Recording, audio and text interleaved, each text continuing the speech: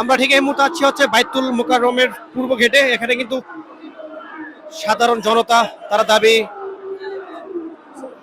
যাতে হামলাকারীদের গ্রেপ্তার করে দ্রুত বিচার এবং অবৈধ অস্ত্র উদ্ধার লীগ সন্ত্রাসী গ্রেপ্তার দাবিতে বিক্ষোভ মিছিল। এই মিছিলটা দেখতে পাচ্ছি বাংলাদেশ খেলাফত ছাত্র মজলিসের। এখানে কিন্তু একটা বিক্ষোভ দেখতে পাচ্ছি এবং আমরা যদি এদিকে তাকাই এখানে কিন্তু মিছিল হচ্ছে এবং বিভিন্ন সংগঠন থেকে মানুষ কিন্তু মিছিল করতেছেন। তাদের একটাই দাবি যার খুনিদের বিচার চায় বাংলার মাটিতে। দেখেন